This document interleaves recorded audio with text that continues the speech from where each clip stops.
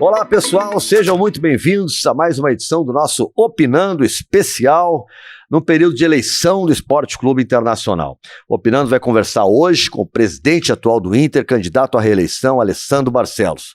Então, já te convidando para te inscrever no canal, né? Nós gravamos aqui na Cuboplay, nesse belíssimo estúdio. Tu que tem o teu podcast, né? Dá uma olhada aí na Cuboplay que não vai te arrepender. A gente faz aqui, vamos conversar uma hora e pouco aí com o presidente Alessandro Barcelos, candidato à reeleição.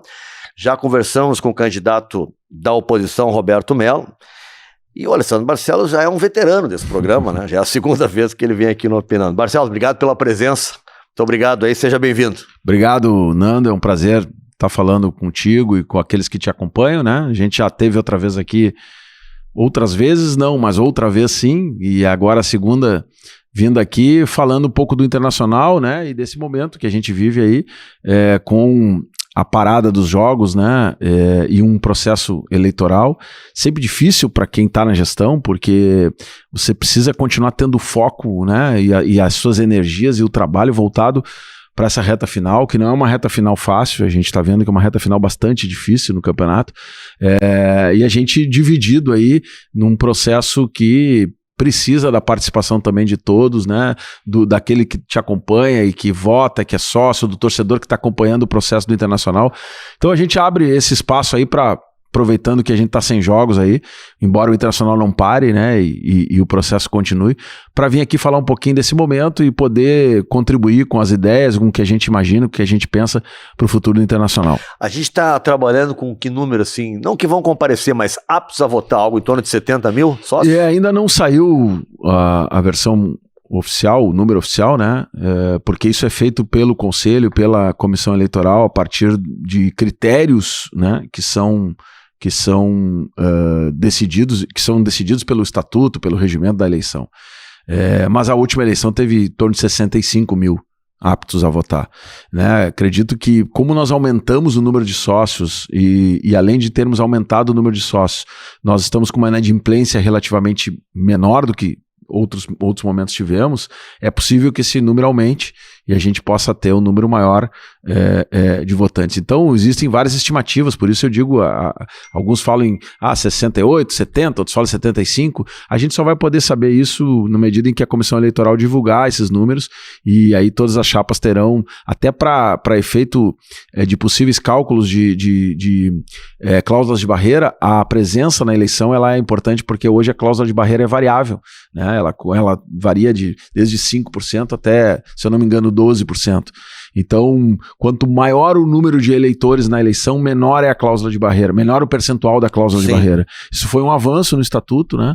Importante, e que possibilita, então, a participação, principalmente para as chapas, principalmente não, nesse caso para as chapas do Conselho Deliberativo, uma participação maior de várias chapas e de vários postulantes aí se organizando. Então é isso que a gente pode falar até o momento, pelos números que serão divulgados, a gente vai ter a condição aí sim de efetivamente ter um número de corte de quantos eleitores estarão aptos a votar. Presidente, o senhor assume plena pandemia, né? Pandemia acontecendo, estádio fechado, aquela loucura toda. Ainda teve aquela coisa atípica de assumir, né, com o campeonato ainda em andamento, tudo aquilo. Mas eu não quero falar do futebol nesse momento, vamos falar em seguida. Eu quero pegar a situação do clube administrativamente. Como é que estava naquele momento, né? E passados esses 3 anos, né, como é que tu vê o Internacional hoje na questão administrativa? É um time hoje com mais poder de investimento, está mais sólido financeiramente? Nessa área administrativa, o que é possível a gente avaliar? Acho importante falar para o público, né? Nenhuma outra gestão assumiu o clube ao meio de uma pandemia. Nós tivemos os primeiros 11 meses de gestão, praticamente todos os 11 meses sem a condição de acesso total do público, sem termos a torcida 100% presente no estádio. Isso é importante e foi muito definitivo, por exemplo, naquele início de ano, onde a gente vai para disputar a final do Campeonato Brasileiro no estádio vazio, né? Isso pesou. Tenho certeza que o árbitro naquele jogo pensaria mais de 10 vezes. O Inter e Corinthians. Inter e Corinthians, tanto no pênalti quanto no gol do Hernandes, Nico Hernandes. Então, Abel Hernandes, melhor dizendo. Então, essas questões todas influenciaram no início de mandato. Depois, nenhuma gestão do clube iniciou a sua gestão com uma dívida na casa dos 600 milhões. Né? Uma dívida importante. Essa era a dívida quando tu assumisse. Exatamente. Nunca nenhuma gestão iniciou a sua gestão.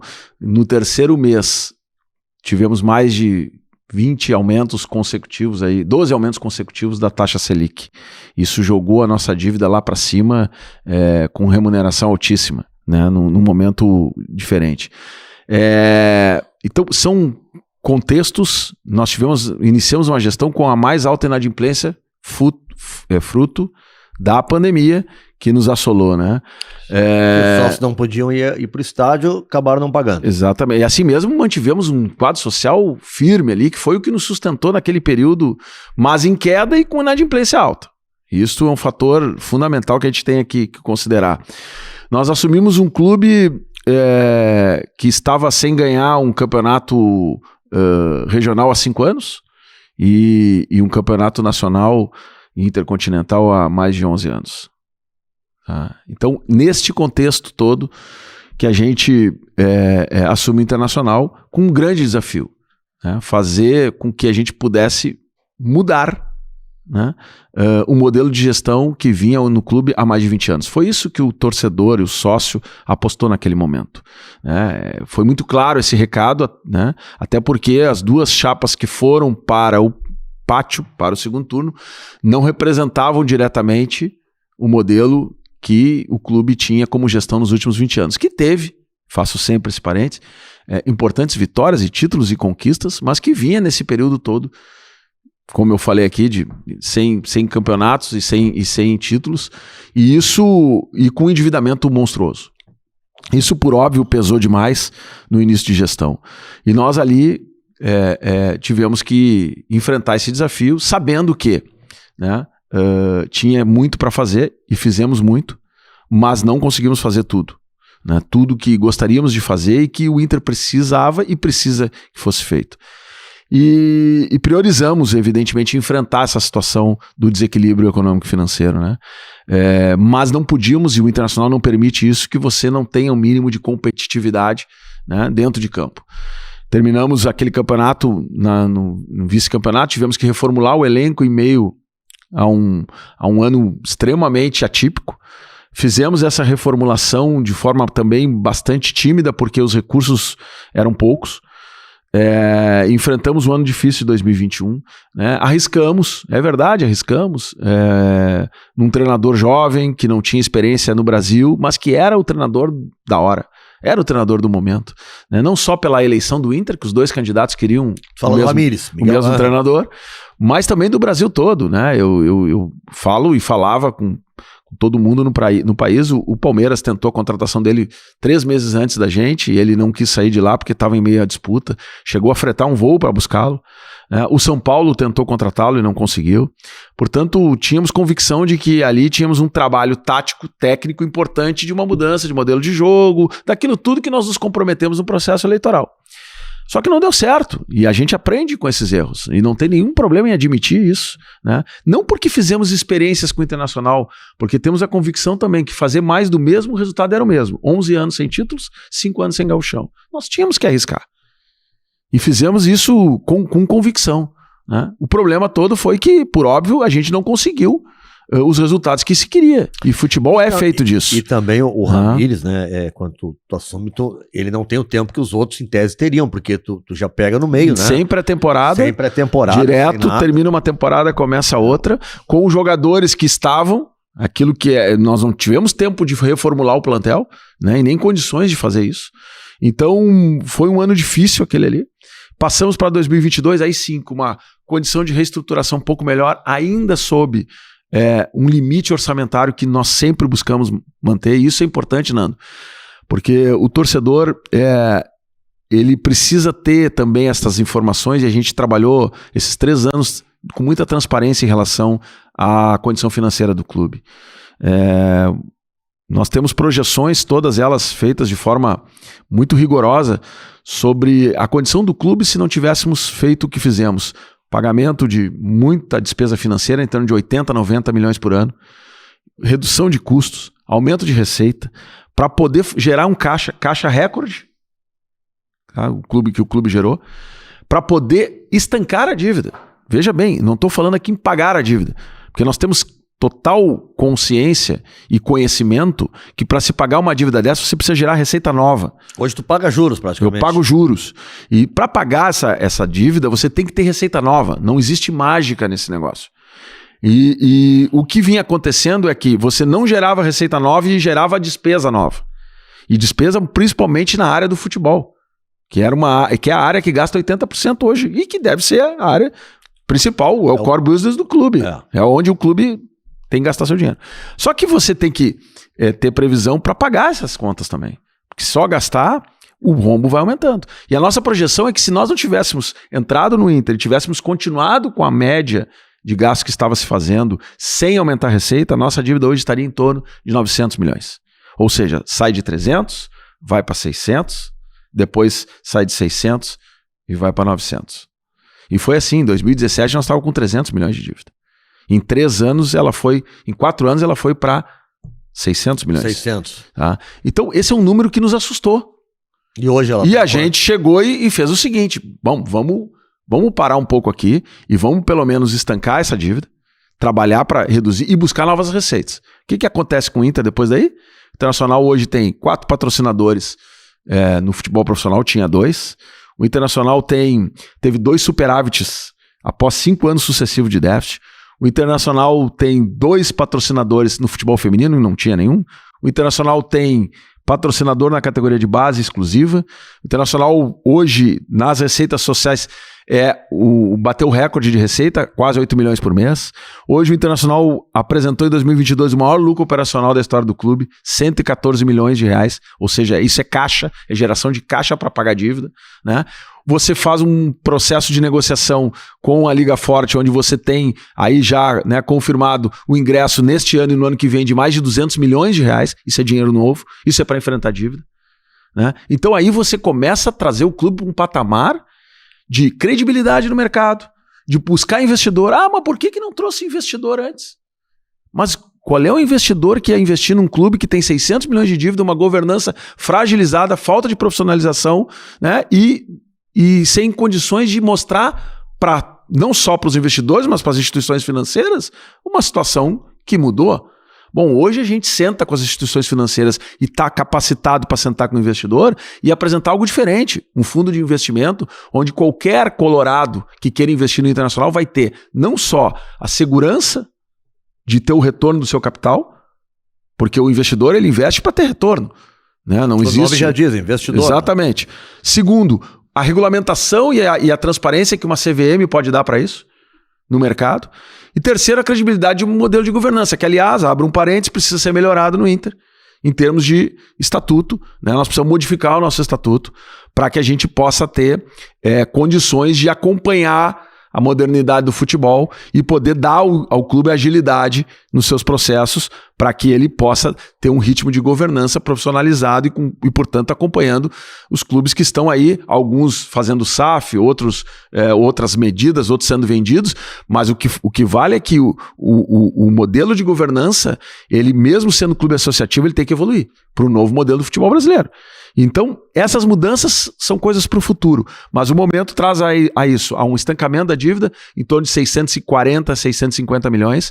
Se a taxa Selic no período, ela sobe 12% e nós conseguimos estancar essa dívida em menos de 6%, ou seja, se nós não tivéssemos feito nada, no mínimo teria o dobro desse valor do último ano. E isso é fundamental para quem não tinha receita extra, para quem tinha a mesma receita e buscou, dentro do seu trabalho de processo, diminuir custo e aumentar a receita. Bom, agora vem receitas extras. Essas receitas extras vão possibilitar que o Internacional amortize de fato a sua dívida. E digo mais, para tentar fechar um pouco esse capítulo aí que a gente está falando de finanças. Nós vamos conseguir, neste ano, talvez pela primeira vez desde que eu lembre que estou no clube, nos últimos 7 anos trabalhando dentro do clube, nós vamos terminar essa gestão sem nenhum débito que fique para o ano seguinte deste ano. Nós vamos conseguir zerar os débitos deste ano. Todas aquelas contas que vencem este ano e que precisam ser pagas este ano, serão pagas. Que são ordinárias, serão pagas.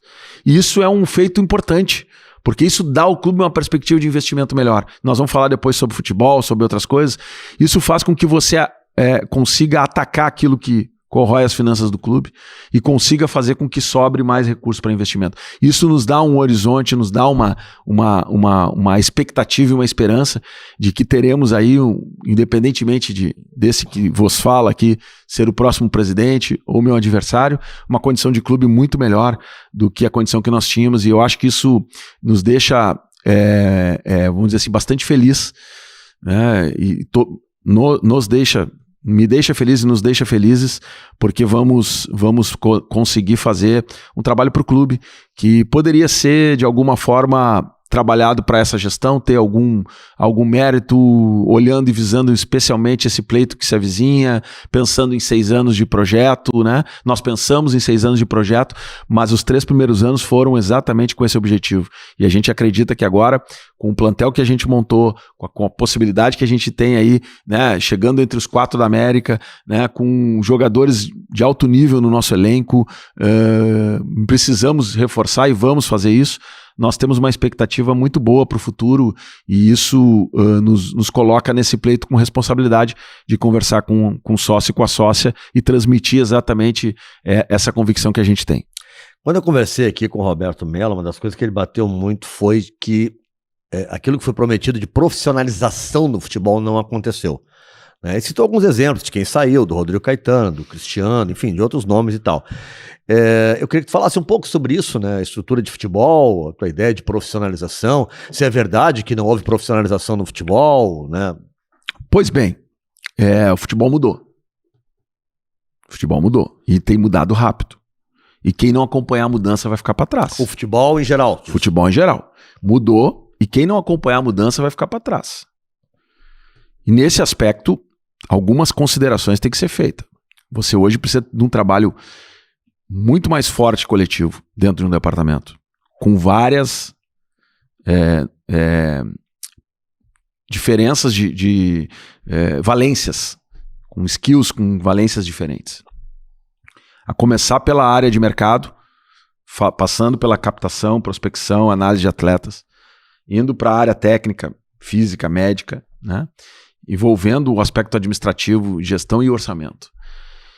E você hoje, no Internacional, tem profissionalização em todas essas áreas. Todas elas são coordenadas por grandes profissionais. Muitos, inclusive, que ao longo desses últimos 3 anos foram convidados e receberam propostas de SAFs que estão aí fora e não saíram do Internacional. Por 2 razões. Uma, porque o Internacional é um grande clube, e segundo, porque enxergaram ali um trabalho correto, sério, né, e transparente. Então hoje, por exemplo, captação, contratação de atletas, hoje passa por um processo. Não é só profissional, tu contratar o cara, botar o cara para sentar e dizer agora está profissionalizado. Tem que ter processos. Processos que sejam padrões, que sejam respeitados dentro do departamento. E hoje isso é respeitado. Hoje existem critérios, busca de atletas, existem métricas que fazem com que a gente possa limitar talvez algum interesse financeiro maior. Então não adianta nós sonhar com A, B ou C se nós temos um limite. E esse limite faz parte do departamento, né? Eu tenho e vivi esse momento dentro do clube onde o departamento de futebol contratava e mandava a conta para o financeiro correr atrás e resolver. E era esse o papel determinado pelo Conselho de Gestão. Futebol faz o planejamento, gasta e o resto paga. Tá aí a dívida. É simples explicar esses 300 milhões que cresceram. É bem simples em 4 anos. Foi assim que cresceu esses 300 milhões. Foi gastando sem ter minimamente um processo profissional, onde as pessoas estejam todas comprometidas com aquilo. Inclusive o treinador.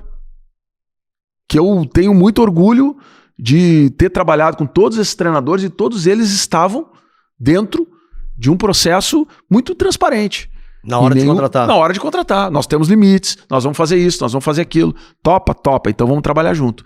E todos eles, independentemente dos resultados que obtivemos ou não, foram treinadores que tiveram sempre essa delimitação. Por quê? Porque era o momento do clube, era a nossa diretriz do Conselho de Gestão, né, do presidente do Conselho de Gestão para baixo. E isso, graças à profissionalização, foi possível. Nós trouxemos, por exemplo, para o Departamento de Futebol Profissional, um estatístico, né, para trabalhar. O Internacional já tinha, é verdade, nós ampliamos acesso a vários softwares que hoje existem, modernos, de última geração, utilizados por clubes do mundo inteiro. O Internacional tem todos eles.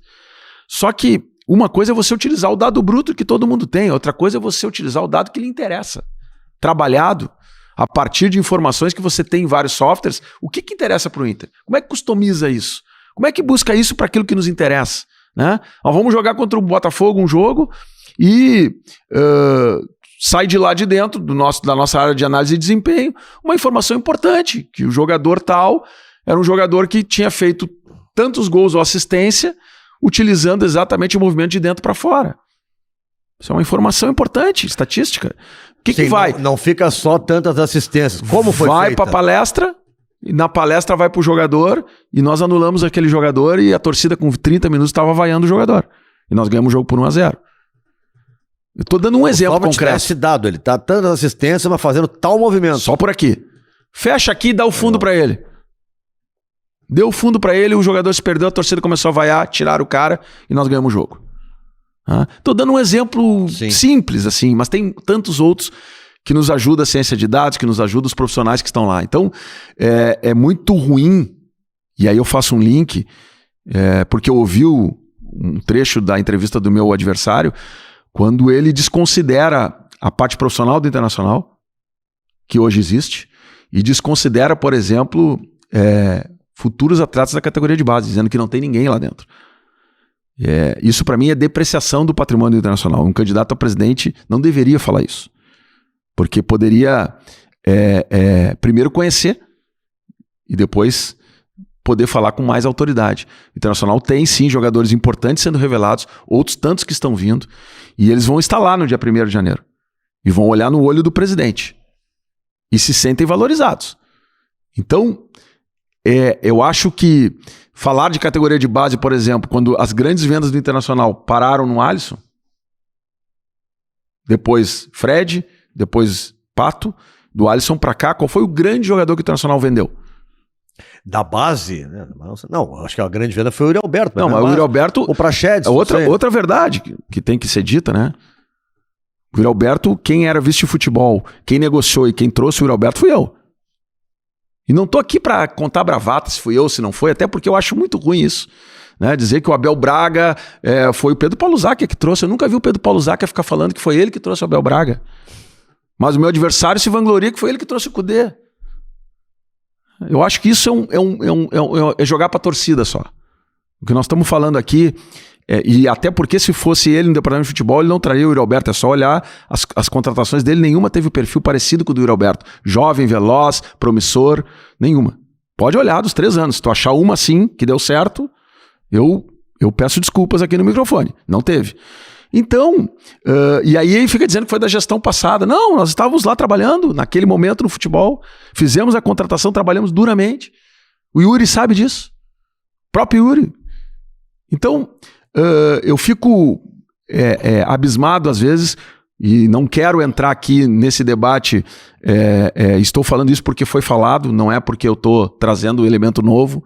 Eu acho que é importante o debate estar presente, mas como foi falado isso, eu não estava presente, eu aproveitei o mesmo espaço aqui para dizer que o Internacional tem sim jogadores importantes sendo revelados, Gabriel Carvalho, o Ricardo Matias, estamos lá no profissional com o Tauan Lara, estamos lá com o Lucas, estamos lá com o Matheus Dias, aliás, Tauan Lara e Matheus Dias, recentemente campeão pan-americano. São jogadores importantes. Estamos com o João Della Corte, que está no profissional já. Lateral, né? Lateral. Então, assim, são jovens que são importantes no nosso plantel e que serão importantes no futuro. E que a gente precisa valorizar eles. São ativos do clube. E não dizer que não tem mais ninguém. Como se tivesse recebido 10, 15, 20 jogadores para vender. E os jogadores que nós vendemos foram o Yuri Alberto, que não foi, que foi uma negociação, como eu disse aqui. O Maurício, que também não foi ele que trouxe.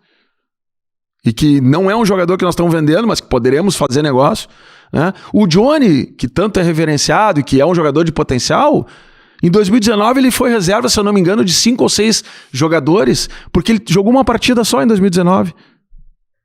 Tava lá, eu não vou lembrar de todos aqui, mas Galdesani, tinha uns quantos ali. Posso até depois buscar aqui na minha memória, que trancavam a subida do Johnny. né? E isso não foi dito, nunca é dito. Então aproveito aqui para falar um pouquinho disso e para dizer que a gente tem muita convicção de que o trabalho de reformulação da base, ele é importante, ele teve que ser feito. Nós tínhamos 120 contratos profissionais numa categoria de base, hoje temos 65 e é um número considerável. Pode pesquisar em vários clubes. Hoje, para tu não perder um atleta, um guri que tu vê que é bom, tem que fazer contrato com que idade? A partir de uma determinada idade, 16 anos para cima, né? 16. Você não consegue fazer. Antes é de palavra. Exato. Aí tem proteção, mecanismos de proteção, mas são muito tênues aí e dependem muito do ambiente que você cria mantendo o jogador. Por exemplo, né? Nós, quando assumimos o clube, nós retomamos as categorias dentro do CT. Da sub-8, 9, 10, 11, 12 e 13. Essas categorias não estavam dentro do CT. O CT tinha um ginásio depreciado, detonado, que, aliás, quando nós assumimos, tinha uma concessão para um bar lá dentro que vendia bebida alcoólica de noite e alugava para jogos. Era assim a base do Internacional, naquele caso. Né? E nós tiramos esse econômico lá de dentro, modificamos o ginásio e as categorias essas menores, que trabalhavam com convênio com a prefeitura, voltaram a trabalhar dentro do CT. Isso significa 6 categorias para trás. Linha sucessória, todo mundo sabe. Jogador de 9, 10 anos está agora com 15, 16. Sim. Essas coisas todas são questões muito, muito caras e difíceis de serem mudadas de uma hora para outra. E o trabalho está acontecendo e nós estamos acreditando que é dessa forma que nós vamos fazer um clube perene. Não são com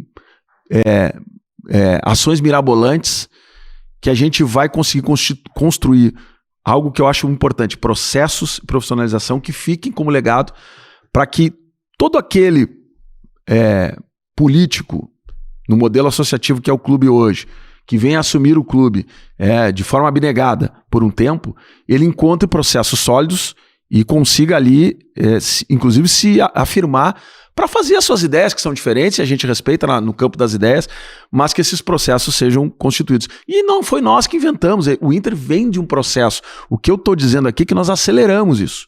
Né? É evidente que a nossa categoria de base contou, antes da nossa chegada, com profissionais importantíssimos lá dentro. Cito um que, por exemplo, não está lá, mas que foi importante, o Calovi. Cito outros profissionais que passaram por lá e saíram do clube por convites para outros clubes, né? Mas também tivemos ali pessoas que fizeram trabalhos ruins, né? Aumentaram demais o fluxo de contratos de jovens. Cada categoria tinha 100 atletas, 80, 50. Nós temos farto material visual para mostrar qual era a condição de treinamento daqueles jovens, com tanta gente na mesma categoria, com um treinador, um preparador físico, um auxiliar. Era impossível. Mas isso era um giro que tinha ali dentro, que girava, né? Sabe-se lá com qual interesse, né? Mas que não era o interesse de gerar jogador. Porque nós tínhamos uma categoria sub-23 que custava 5 milhões de reais para o clube e que não gerou nenhum jogador. Sub-23 tem que estar jogando já, né? Já mas com 20 anos o cara já está indo para a Europa. Aí nós vamos manter uma equipe sub-23 aqui para dar mais tempo para aquele. Sabe o que funcionava? Funcionava como um castigo. O cara ia profissional, não ficava entre os relacionados, vai para o castigo. E eu respeito quem pensa diferente. Respeito. Só que acho que esse momento o futebol mudou. Tanto mudou que o campeonato sub-23 brasileiro não existe mais. Porque os clubes pararam de acreditar nisso.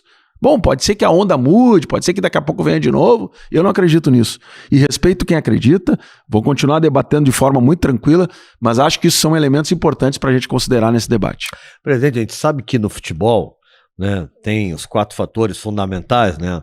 A técnica, né, a capacidade do jogador é o que define, a questão tática, o treinador, a parte física, mas tem também a questão mental.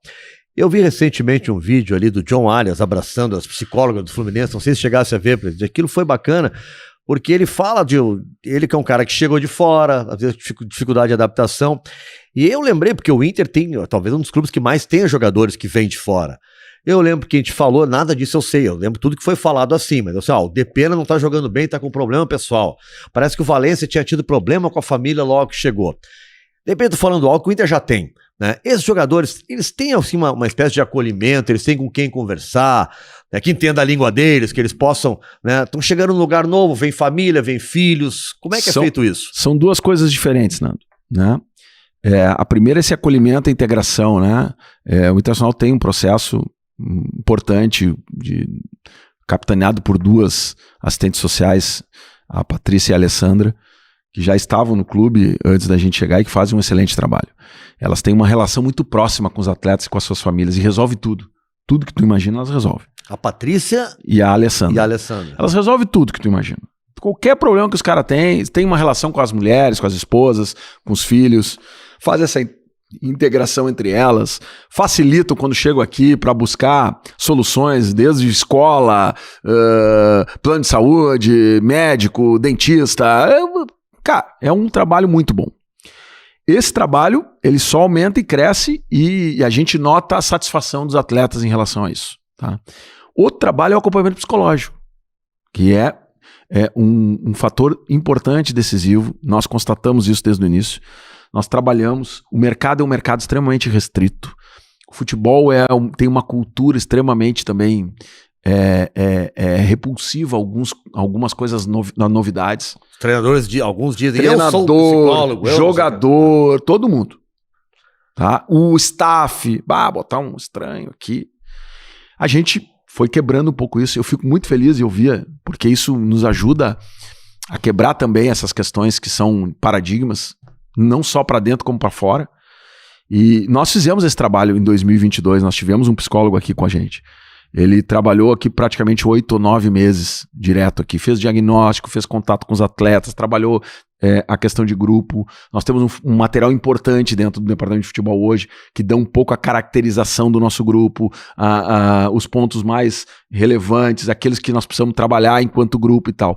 Infelizmente esse profissional recebeu um convite, uma questão pessoal, acabou perto agora, faz uns 2 meses aí, saindo, né? E a gente ainda está trabalhando para recompor isso. Mas a gente acha muito importante isso. E sem dúvida nenhuma, isso primeiro, a gente tem que reconhecer que não conseguimos fazer isso desde o início, nós procuramos. E segundo, né, dizer que estamos e continuaremos atrás de um profissional, ou de mais de um, né, de profissionais, diferente da base que nós temos. Na base esse serviço existe, psicólogos e assistentes sociais, então isso na base a gente está bem servido. Pode melhorar alguma coisa? Pode, mas no profissional isso é importante e isso tem que ser rompido. No Brasil ainda tem algumas resistências, que eu acho que esse exemplo do Fluminense só nos ajuda, né, a ter convicção ainda maior de que esse é um ponto, primeiro, necessário de ampliarmos e segundo, importantíssimo para o sucesso e para o resultado, né, não só individual, mas coletivo. A gente inseriu no contexto, por exemplo, dos jogadores que vêm de fora, um processo de integração, onde eles conhecem todas as áreas do clube, onde eles vão com a família no museu, conhecer a história do clube. Isso é feito por todos, né? Então, essa integração com a nossa cultura e com o clube, ela já é feita e foi um processo que a gente iniciou e que não existia de forma organizada. Então, hoje tem todo um processo que faz esse acolhimento, além desse que eu falei das assistentes sociais. O que nós precisamos avançar mais é nesse acompanhamento psicológico no dia a dia. Nós tivemos um exemplo que a gente buscou apoio, sempre que tivemos problemas a gente buscou apoio, mas não era um apoio que vivia o dia a dia, era um apoio que vinha de fora para fazer um determinado... momento emergencial. Exatamente, vou dar um exemplo aqui, o Palácios foi um jogador que jovem, que veio para cá de um outro país e que, né, acabou tendo algumas dificuldades, depois também teve em outros clubes, por óbvio, mas aqui a gente tentou trabalhar e trabalhamos muito esse aspecto, mas eram trabalhos individuais. O que nos parece que é o melhor e o correto é nós termos um trabalho coletivo, conjunto, convivendo com esse grupo, entendendo inclusive quais são as fragilidades enquanto grupo, quais são os momentos de... esse psicólogo, por exemplo, disse para nós, com todas as letras, ele traçou o perfil e disse, tem jogador que tu tem que conversar, tem jogador que tem que gritar, tem jogador que se tu gritar, ele não vai entender, ele afunda. Tem jogador que, se tu não gritar, ele vai continuar fazendo igual. Esse diagnóstico nós temos do nosso plantel, né? Então são maneiras e formas de lidar com isso que ajudam muito numa gestão de grupo. E que mesmo tendo treinadores experientes, né, também tem eles a necessidade de abrir a sua mente para receber esses inputs e trabalhar com eles. Ele é o maior beneficiado disso. O próprio Eduardo Cudê está dizendo agora nos jogos recentes da sua dificuldade de mobilizar aquele grupo diante de um objetivo claro, né, de um título, algo assim. Não, e quando eu falo isso, né, é a ferramenta de trabalho que pode auxiliar o treinador.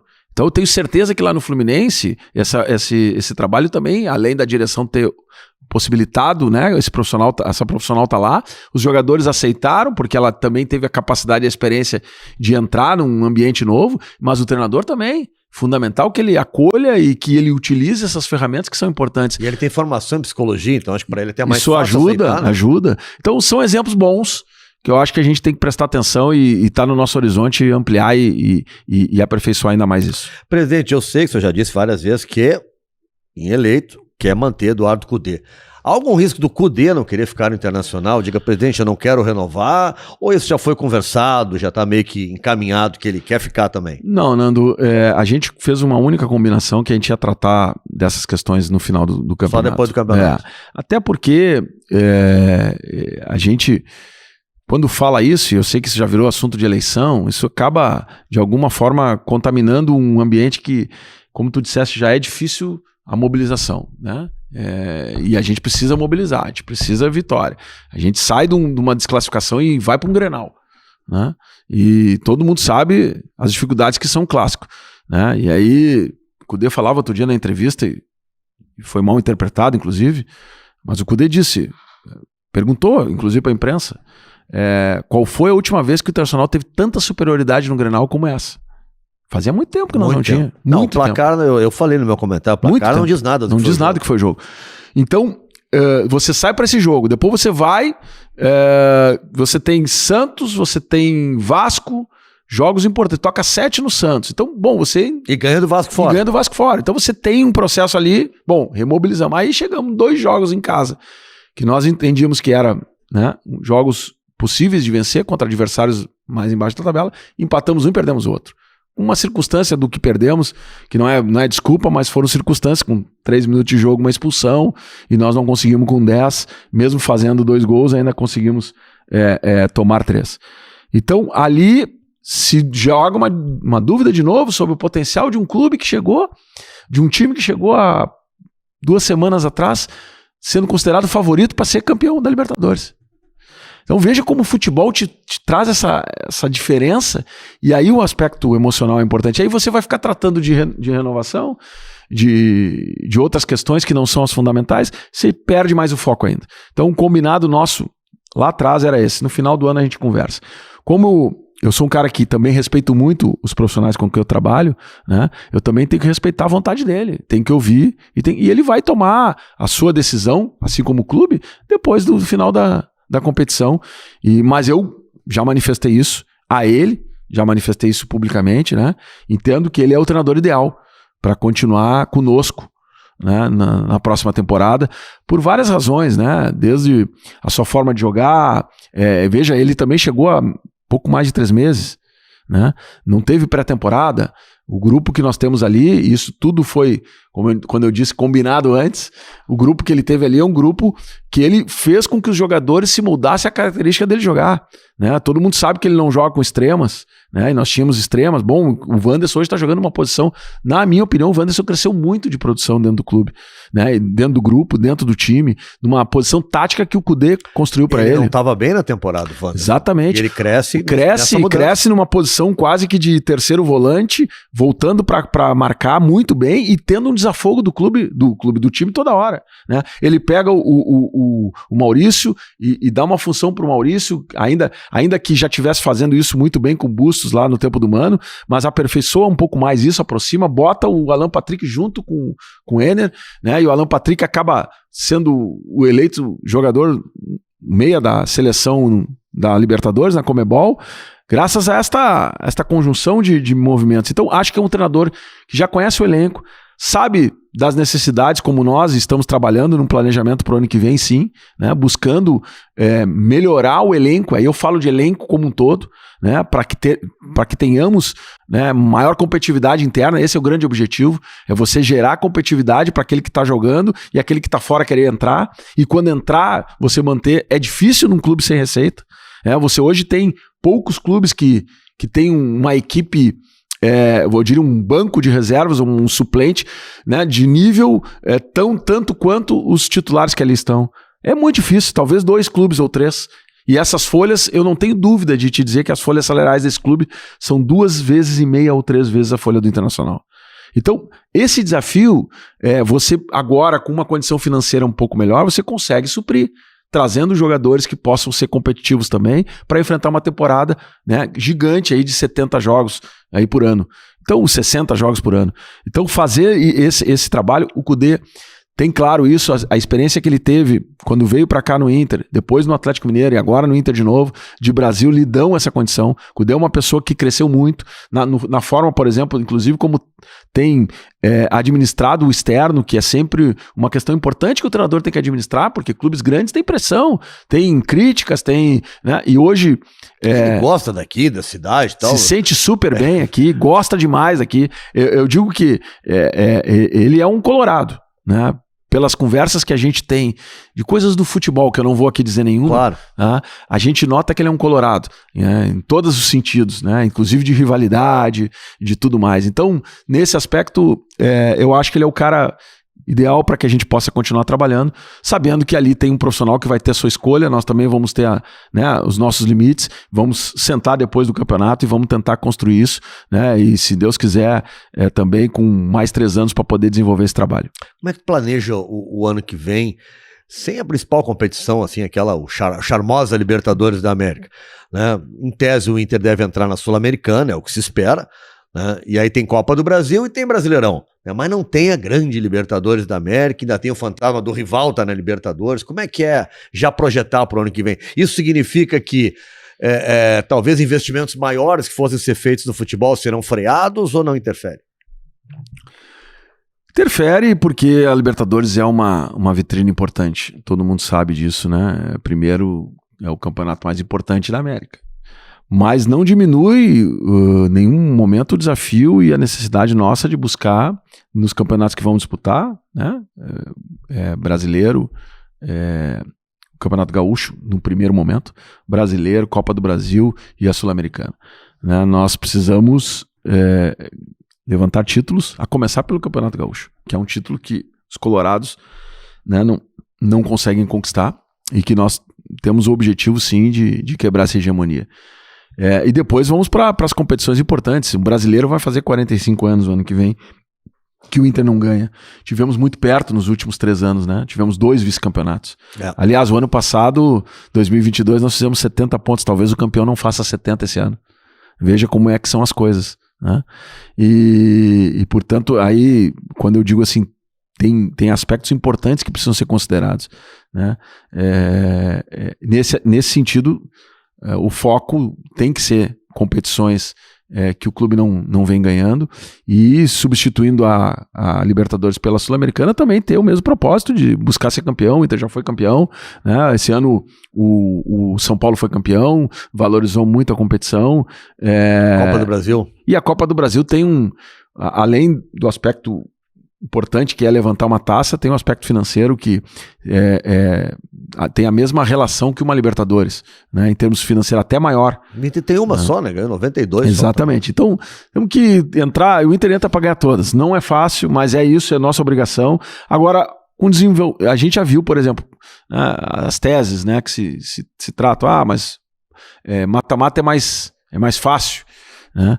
Bom, mas a gente está vendo que aquelas equipes que se dedicaram a pontos corridos e não tinham outras competições juntos, conseguiram ir mais adiante. Foi assim conosco ano passado, quando ficamos fora e fomos até o final. Foi assim com o Botafogo, que está agora, mas de fato, os 3, se eu não me engano, os 3 primeiros clubes, ou 4, quase todos eles saíram das suas competições, tanto sul-americano. Esse ano, tanto brasileiro, tanto Copa do Brasil quanto Libertadores saíram antes, né? Tanto é que São Paulo, que foi até o final, Fortaleza, que foi até o final, né?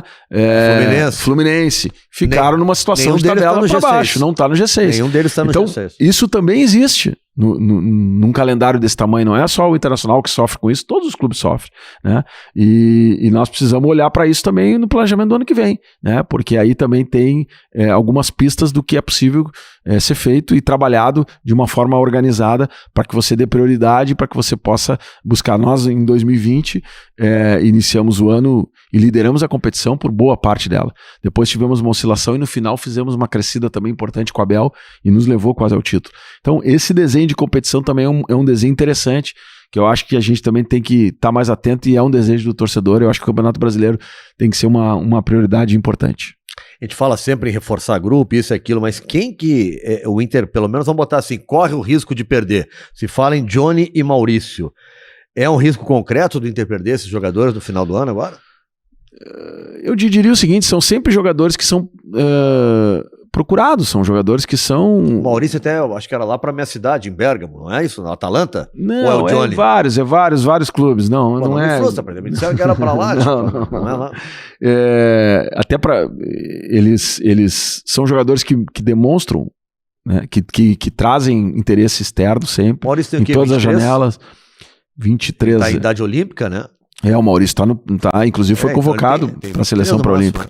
Então, jogadores que trazem esse interesse, mas que o clube também, principalmente numa situação que a gente está agora, como eu disse, buscando um maior equilíbrio financeiro, com capacidade de investimento, a gente também tem uma valorização dos nossos ativos, sendo um dos 4 clubes da América, e isso a gente trata também com muito cuidado, e se as propostas não chegarem no volume, no patamar que a gente imagina, né, são jogadores que desportivamente têm muito a entregar ainda para o clube, e a gente resiste, mas não tem como falar, não existe jogador que não vá sair, e nem jogador que a gente não possa trazer, né? O Inter vive disso, então a gente vai trabalhar muito para manter eles aqui, né? Mas são questões que vão depender da janela que se abre no final do ano e que a gente vai ter que aguardar para avaliar se vai vir realmente proposta e como que a gente pode trabalhar isso. Ô, presidente, o senhor acha que essa eliminação da Libertadores, toda eliminação... Só 2, Maurício tem 22. 22? E nós fizemos 73 pontos no ano passado. Provavelmente o time campeão não chega a isso. Não chega a essa pontuação. Isso é um dado importante para o torcedor também entender como que é competitivo esse Campeonato Brasileiro. É difícil. 2003 começa pontos corridos. Nós não temos, o Rio Grande do Sul não tem título ainda. O Rio Grande do Sul não tem título. Mas eu estava falando sobre eliminação. A eliminação que eu lembro de maior sofrimento do Internacional foi aquela do Olímpia. Lá nos anos 80, Abel Braga era o técnico, né? Porque o Inter tinha ganho fora, né? 1-0, gol de bicicleta. Eu tava lá, fui naquele jogo. Foi naquele jogo. Luiz Fernando, meu xará, fez o Rosa gol. Flores, isso. Golaço, o time tinha Norberto. Tudo. E aquela eliminação era completamente fora. Essa eliminação dá pra colocar tipo aquela ali, porque é uma eliminação que acontece praticamente em 5 minutos. Eu acho que nos 90 dos 2 jogos, o Inter, 70% talvez tenha sido melhor que o Fluminense. E aqui quase todo jogo ele foi melhor. Ele não corria risco no segundo tempo, né? Pelo menos não atacava o time do Fluminense. E em 5 minutos ele é eliminado. Isso, quando o Cudê fala da dificuldade de remobilizar e tal, não é só a eliminação, mas como também ela aconteceu. Ela me lembra esse do Olímpia lá atrás. Ela foi uma eliminação difícil, né, Nando, para todos nós, porque nós tínhamos, até pelo primeiro jogo que fizemos no Rio, né,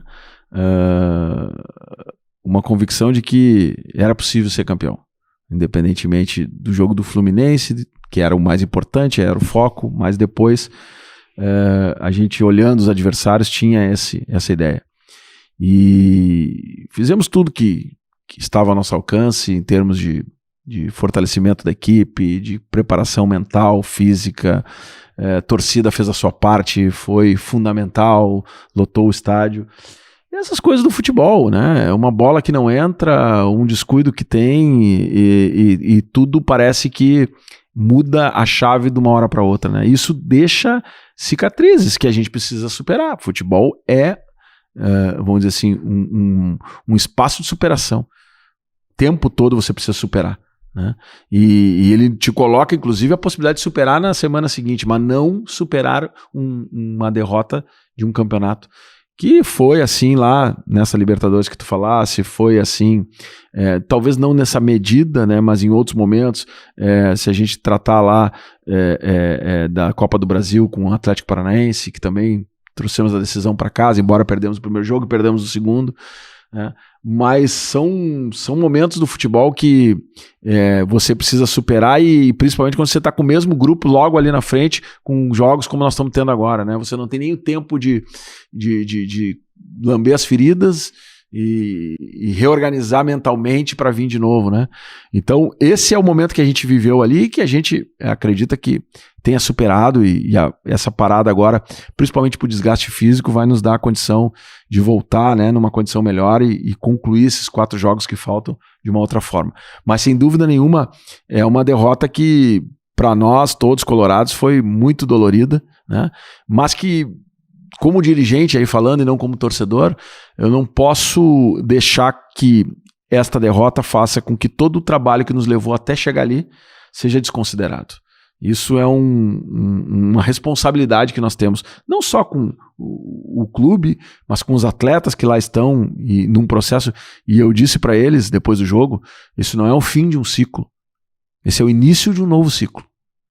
Né? Minha conversa com eles depois do jogo foi neste tom. Porque ali nós estávamos com jogadores, uma equipe formada em menos de um ano e meio.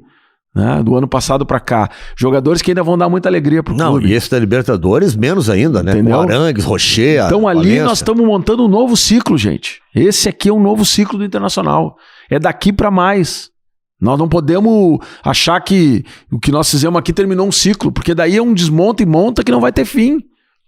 E pelo tempo que nós tivemos aqui, a possibilidade que nós tivemos de montar uma equipe que tem capacidade de dar esperança e expectativa ao torcedor, ela existe. Precisa ser melhorada? Precisa. Mas ela hoje mostra isso, uma equipe que é aguerrida, que joga um futebol dentro e fora do Beira-Rio buscando resultado. Ganhamos, só para pegar os exemplos depois aqui, bom, tivemos dificuldade em casa, mas ganhamos do Vasco num estádio lotado. Né? Ganhamos do Cruzeiro num estádio lotado. São times que estão com dificuldades, mas mostra que a equipe busca resultado e busca a vitória. Foi assim com o Fluminense fora, foi assim com o Bolívar fora, foi assim com o River Plate fora. Então, isso nos dá essa condição. Agora, a tua pergunta, objetivamente, claro, todos nós sentimos muito, foi uma derrota dolorida, doída, mas que a gente tem a obrigação aí de fazer desse limão uma limonada para que a gente não bote fora todas as coisas boas que nos fizeram chegar até ali. Se tivéssemos ganho, o futebol não existe si, né? O si. Mas a gente trabalha com ele, né? Mas se tivéssemos ganho uma bola que tivesse entrado ali, ou lá em 2021, né, com o Campeonato Brasileiro, ou nesse jogo aqui, a história estaria sendo contada de uma forma muito diferente, as pessoas estariam sendo avaliadas de uma forma muito diferente, os atletas seriam avaliados, as comissões técnicas, todo mundo, os dirigentes, teriam outra avaliação. E esse é o futebol, é disso que a gente se apaixona tanto, porque caso contrário não teria nenhuma graça se fosse tudo, né, conforme a vantagem, conforme o clube é maior ou melhor, está melhor colocado, ganha sempre o melhor. Não é assim que funciona. Não, senão acaba com o debate, acaba com o jornalismo esportivo. Eu levo em conta o si. Eu sei que o futebol não existe o si, mas eu levo em conta, porque senão a análise fica completamente... Eu pego o carnê ali, o Inter ganhou 2-0, o Inter é melhor. O Inter perdeu 3-0, o Inter é pior. Exatamente. Não, eu digo assim, inclusive nessa condição, né, de quem é o favorito, né? Você trabalhar sempre com favoritismo não teria graça no futebol. Ah, não, esse time é melhor que aquele, vai ganhar o melhor. Não é assim que funciona. Então, muitas vezes não ganha o melhor. E o futebol várias vezes não ganha o melhor. Então, isso é difícil de explicar para o torcedor, porque a gente está tanto tempo sem ganhar nada e chegamos tão perto, que gera um sentimento, né, de dificuldade. A gente sabe disso. A gente que é colorado, a gente que vive... nós não estamos lá, todos nós, os dirigentes, não estamos lá porque não seja outra razão, por amor a esse clube. Todos.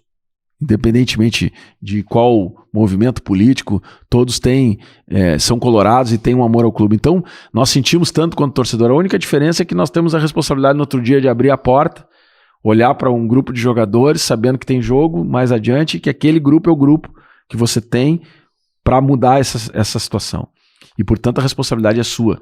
Então, não dá para ficar lamentando, não dá para ficar reclamando, tem que ir para dentro, fazer com que o processo se retome e o Inter volte a conquistar vitórias. Presidente, quando entra o primeiro dinheiro da Liga Forte, quanto é e o que o Internacional fará num primeiro momento com esse dinheiro? Nós temos dois momentos dessa entrada, né? Um momento este ano e um momento ano que vem, né? O que nós nos comprometemos é que desse total, né, nós iríamos pagar dívidas e iniciar a construção, parte disso, uma pequena parte para iniciar a construção do CT. Quando diz pagar dívidas, é pagar a totalidade das dívidas? Não, pagar uma parte dessas dívidas, é impossível. Até porque o montante é 600, nosso valor é 210 milhões aí, 209, 208 milhões. Dividido em 2 vezes. Em 2 vezes. Claro que, Nando, aqui me permite uma informação, se tu dá a data, o dia, a hora, sabe como funciona o mercado, os credores, eles...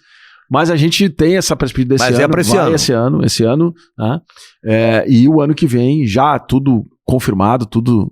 E o ano que vem a gente recebe a segunda parte desse pagamento, o clube, né? E faz frente a esses compromissos, em 2 vezes, inclusive. Esse ano, a entrada agora, 50%. O ano que vem, 25% em 12 meses e mais 25% e mais 6 meses em 18 meses. Então, acaba conseguindo receber todo esse valor e poder fazer com ele daí o enfrentamento de parte da dívida, daquilo que é dívida antiga e daquilo que é dívida nova também, porque não são, para você fazer a máquina funcionar, você precisa, né, muitas vezes buscar algum adiantamento, alguma coisa dentro do próprio ano que você acaba pagando. Agora, tu reduzindo essa dívida te dá mais capacidade de investimento no futebol também? Com certeza, porque se você reduzir a despesa financeira, eu estou falando aí de 80, 90 milhões, joga isso para dentro do futebol, né, ao ano. Isso significa muito dinheiro. Né? Que você reduza pela metade, vamos pegar 45 milhões ao ano dentro do futebol novo, dinheiro novo. Isso dá contratação, isso dá folha, isso dá um conjunto de outras coisas, sem contar que você acaba fazendo com que o teu crédito seja melhor. Né? Hoje o crédito ele é caro para o clube de futebol, porque o clube de futebol passa ainda por uma certa desconfiança do mercado. Então, se você tem uma governança, um clube que está funcionando, e eu sentei com vários agentes financeiros. Por culpa dos próprios clubes de futebol, essa desconfiança, culpa dos clubes. Eu sentei com agentes financeiros, assim, como nós estamos nessa mesa aqui, banco, todo o staff ali, toda a direção, nós aqui. Os caras perguntam linha a linha. Mas como é que essa receita aqui? Mas como é que é o comportamento dessa despesa? Mas por que variou para te darem um crédito ou para tentar entrar numa operação como essa que nós estamos desenhando de um fundo? Isso é minucioso, não tem mais migué, dizer que estou fazendo, mas não mostra como. Né? Tem que mostrar com... E aí os profissionais, aí que eu falo da profissionalização. Hoje nós temos uma estrutura, não só no futebol, a gente falou do futebol um pouco aqui, mas no clube como um todo. Né? Em cada área um executivo. Na área de marketing, um executivo. Na área de sócios, colocamos um executivo especializado em relação de varejo, de fidelização. Né? Esse trabalho está agora... Estamos começando a colher fruto com o mundo colorado, com as experiências que estamos vivendo. E temos na área do marketing, temos na área da administração, temos na área de finanças. Todas as áreas do clube hoje existe um executivo profissional comandado por um CEO. Tá? Isto é um avanço importante, mas como eu disse, não é suficiente. Embaixo deles existem processos. Se você chegar hoje na área de operações do Beira-Rio, por exemplo, eu tenho absoluta certeza que o Beira-Rio é exemplo de operação para o Brasil e até para o mundo. Se tu entrar na área de operações hoje, tem protocolo para tudo.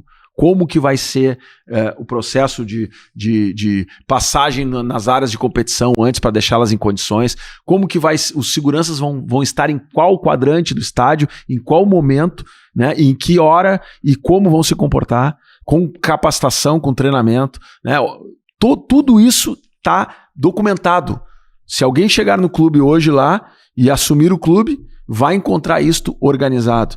Isto é processo, isso é profissionalização de fato. Então, na nossa opinião, é fundamental que isso tenha continuidade, né? Que o Inter, como diz o slogan da nossa chapa, em frente pelo Inter e pela torcida, que a gente consiga agora dar o segundo passo.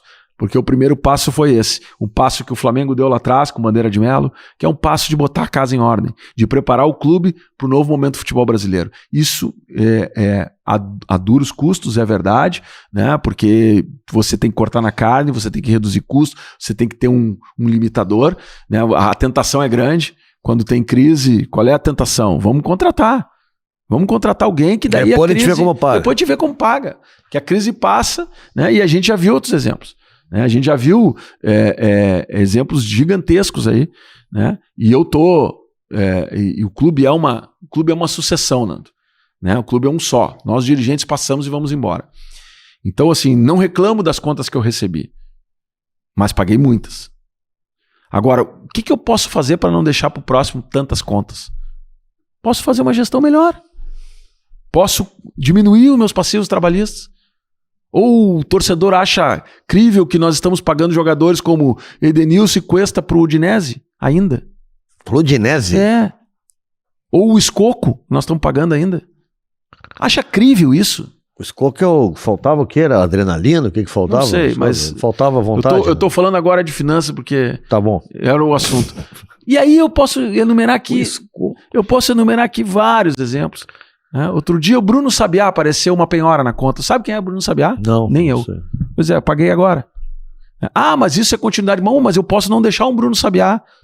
Aí alguém levantou que o coordenador técnico entrou com uma rescisória, com uma demanda trabalhista no clube, 4 milhões e tal. Vamos levantar as trabalhistas todas. Tem mais de 200 trabalhistas, 100 e poucos eu paguei agora. De jogadores, de comissão técnica, de treinadores. Uma coisa eu posso garantir pro torcedor. Erramos em contratação de treinadores. Mas quando eu sair do Internacional, os treinadores que eu errei vão estar todos em dia. Pagos. Eu não vou deixar conta de treinador pro próximo. Eu paguei 3. Que eu me lembro de cabeça. Então... Que não dos que tu contrataste. Exato. Dos que vieram. Dos que estavam lá. Gente de 2017. 2017 ficou para mim pagar. E eu não estou dizendo que o clube não é uma continuidade. O clube é uma continuidade. E vai ter contas que nós fizemos agora, de contratações, de jogadores, que vão ter que ser pagas lá na frente. Vão, e isso é do jogo.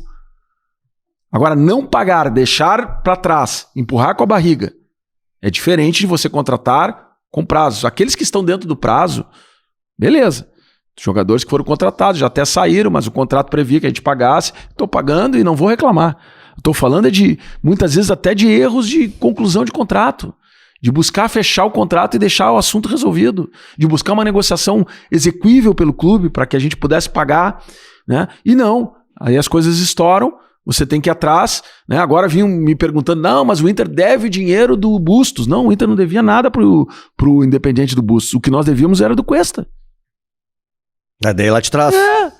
Então, essas coisas, assim, a gente evita falar isso, mas quando vem um debate nesse momento em que a gente é atacado muitas vezes, a gente é obrigado a falar isso para que as coisas fiquem no seu devido lugar, sob pena de a verdade não ser restabelecida e ser falado outras questões que não dizem e não fazem parte, né, de um debate correto, transparente, que os conselheiros têm acesso, né, e que muitas vezes o sócio e a sócia não têm, porque acaba não vivendo o dia a dia do clube. Então, são questões assim que fazem do futebol do Internacional algo fundamental que a gente precisa ter muito cuidado com como que maneja isso, como que leva isso adiante dentro de uma responsabilidade. Essa palavra é uma palavra fundamental para quem quer ver o Internacional ainda forte. Se não tivermos responsabilidade, dificilmente nós vamos conseguir fazer o Inter forte de novo. Já estamos quase no final, presidente. O senhor sabe que, em sendo eleito, a cobrança agora será em cima de títulos, acima de tudo, né? Porque a pressão aumenta, o Inter não ganha muito tempo.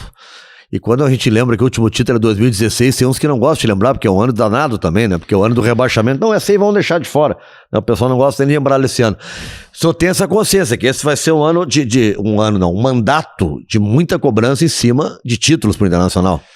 Eu tava buscando aqui, me permite lembrar, quando o Johnny sobe em 2019, eu não lembrava os jogadores.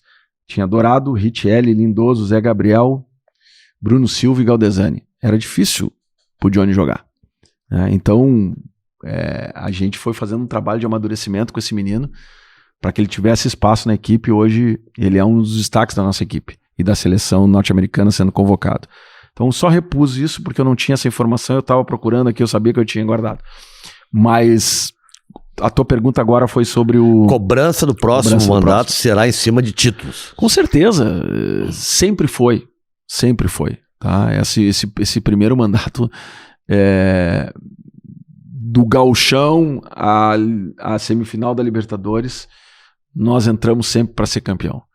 Sabendo das dificuldades que íamos encontrar, principalmente nos campeonatos nacionais e internacionais, com os limites que a gente se propôs a enfrentar, sabendo que o torcedor... Mas a gente achava que também era possível. Não era ou paga a conta ou ganha título. Não, a gente viu que era possível e fomos competitivos em alguns casos, mas não ganhamos e precisamos ganhar. E esse é uma obstinação nossa, de todo o Colorado, e o que a gente acredita num processo de consistência e de crescimento é que a gente entra para um novo patamar agora com mais capacidade de ganhar, com mais condições de ganhar, com mais experiência para ganhar. É o momento que eu tenho o melhor grupo desde que eu assumi o Inter, na tua opinião? Eu não vou citar o jogador, mas um ex-jogador nosso aqui, que esteve no clube desde 2017, não está mais no Inter, encontrei ele esse tempo. E ele disse para mim, presidente, todo o tempo que eu tive lá, o melhor grupo que eu vi o Inter montar. E ele falava de 17 para cá. Então, e ele é um cara muito correto, uma grande pessoa aí. E aquilo me fez bem, assim, porque eu também acredito nisso. Eu acho, sem desmerecimento aos demais, que foram importantes, tiveram seus momentos, mas acho que a gente conseguiu nos últimos, pelo menos na nossa gestão, nos últimos 3 anos, ter o melhor grupo. E agora a gente, com uma pré-temporada, todos os jogadores no mesmo nível, nós chegamos jogadores, o Ener Valencia, por exemplo, não parou. O Ener Valencia jogou uma Copa do Mundo, um campeonato e veio para cá e não teve férias. Então essa parte de recuperação de atleta, ela é importante num calendário como o nosso, né? Vamos pegar Bruno Henrique, que chega também sem pré-temporada, né? Vamos pegar o Arangues, que voltou de uma lesão, né? E todo mundo esquece isso, mas teve críticas ao Alan Patrick quando chegou, né? Teve críticas, teve gente aí comparando ele a outros jogadores, ou dizendo que ele ia ser reserva de não sei quem, né? O Alan Patrick hoje é um destaque da equipe. Por quê? Porque vem num processo de crescente, de pré-temporada, vamos dizer, se ambientando. Você falou muito em questão física do Inter esse ano, o Alan Patrick passou longe disso, né? Exatamente, um jogador que cresceu muito e no seu aspecto profissional, já a gente sabe que ele sempre foi um craque, né? Mas chega de anos na Ucrânia, né?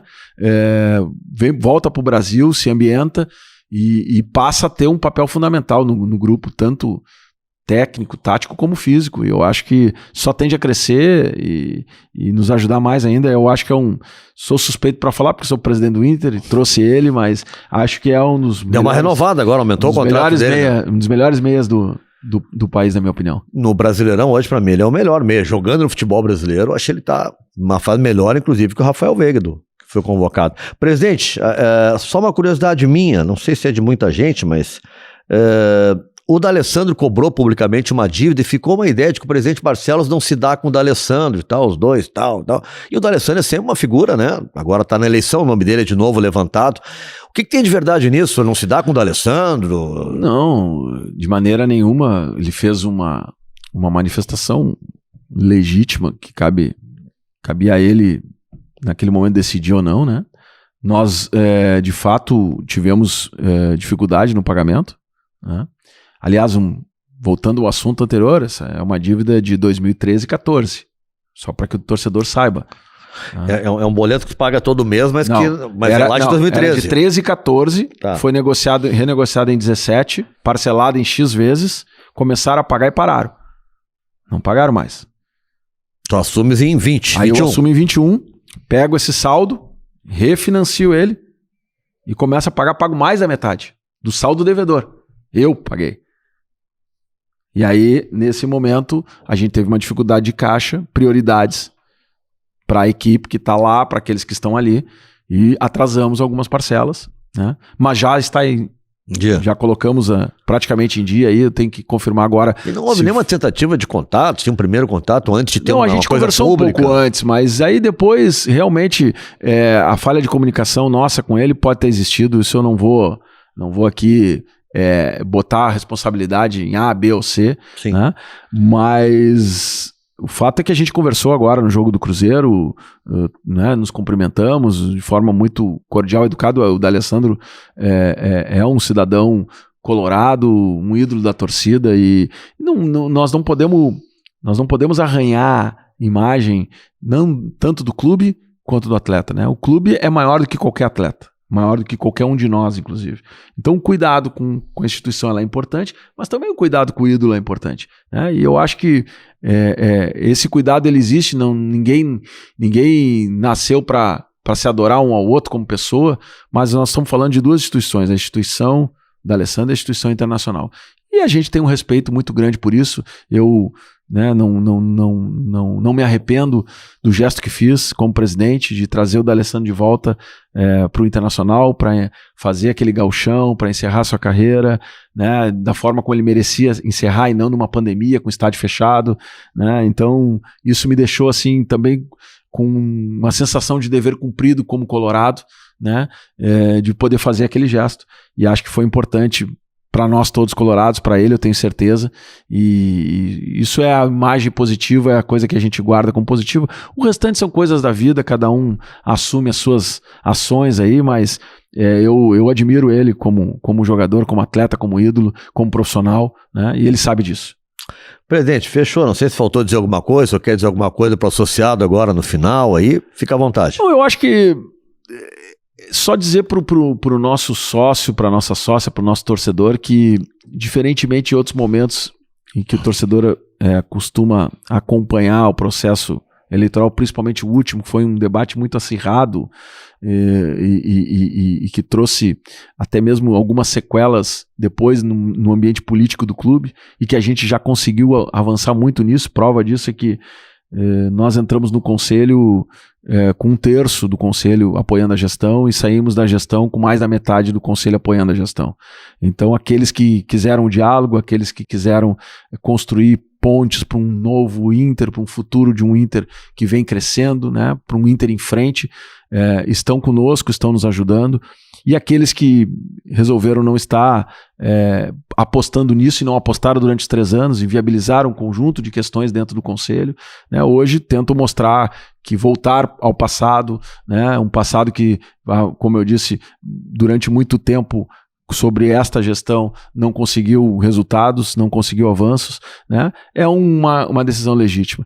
O que nós queremos agora, e aí essa é a dificuldade que eu estava falando, é você fazer um processo eleitoral sendo gestão, né? Não porque você é vidraça, porque você tem... Não, é porque você precisa ter responsabilidade com o calendário que está andando, com o grupo que está trabalhando, e as palavras que são ditas, elas evidentemente têm que ser cuidadas, porque você tem uma responsabilidade, né, institucional muito grande. Isso nos coloca sempre numa condição um pouco mais difícil, né, que nos exige esse cuidado, né, e a gente, quando responde alguma questão ou outra, é muito no sentido de lembrar o torcedor daquilo que aconteceu, para que não fique parecendo que a gente não enxerga ou não viu, e ao mesmo tempo apresentar aqui propostas para o futuro, como a gente quis fazer e fez, e acho que aproveitamos bem esse tempo para que o nosso torcedor possa estar atento a isso, né? Porque soluções, elas precisam ser feitas de forma integral, Nando. Ou seja, você tem que apresentar a ideia, apresentar como vai fazer e o que você espera de resultados. Nós apresentamos isso na eleição passada e muitas coisas nós não conseguimos cumprir, mas foi uma novidade que eu não abro mão. O Internacional nunca teve uma campanha como a passada e como vai ter essa da nossa parte, tão rigorosa na apresentação das suas ideias. Apresentar soluções, mesmo que elas sejam contestadas, que não sejam aceitas. O que você não pode é trabalhar com manchetes com temas genéricos. Vamos vencer, vamos voltar a ganhar, vamos pagar a dívida, vamos construir o CT. Mas aí tem que Campeão dizer como. Voltou. É mais ou menos isso, né? Isso já passou no Internacional e no futebol brasileiro. Então, assim, a gente quer ser confrontado com ideias reais, com convicção, com conhecimento. O nosso projeto ele foi constituído por pessoas que fazem parte não só do Internacional, como do mundo corporativo forte. E essas pessoas elas têm objetivos, metas e são muito pragmáticas em colocar isso. E a gente coloca. Bom, se a gente não conseguiu atingir, e reconhecemos em alguns casos que não conseguimos atingir, a gente sabe por que não atingiu e a gente sabe como vai buscar para atingir. Isso também é um aprendizado.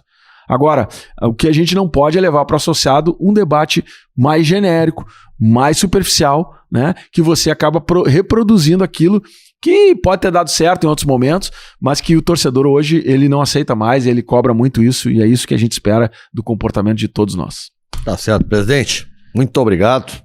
Obrigado pela parceria aí, ter vindo aqui. Tiagão, muito obrigado aí pela ajuda. Boa sorte, sucesso. O programa vai ficar aqui na plataforma do YouTube. Quem está acompanhando ao vivo na ABC FM, né? e pegou pelo meio, coisa assim, quiser, tem na íntegra, vai lá no canal do Nando, no YouTube, vai acompanhar na íntegra a conversa com o presidente Alessandro Barcelos. Dia 9 a eleição, né, presidente? Dia 9, eu agradeço, Nando, o espaço aqui, né? A gente sabe que essas entrevistas, elas ajudam a esclarecer o torcedor, o sócio, a sócia, dão possibilidade de nos conhecer um pouco mais, aqueles que não nos conhecem, né? Mas também já num ambiente de rede social, hoje em dia, a gente só pede que os textos não percam o nexo, né? Não de vocês, mas de parte de gente que recorta e que começa a criar... Sim, os cortes são impressionante. Aquilo. Então, a gente lamenta isso, a gente sabe que vai acontecer, mas a gente espera que o torcedor, quando olha algum corte aqui, busque a íntegra para poder entender o contexto. Tá bom? Hashtag fica a dica. Obrigado, presidente. Valeu, um abraço. Até a próxima, gente. Valeu.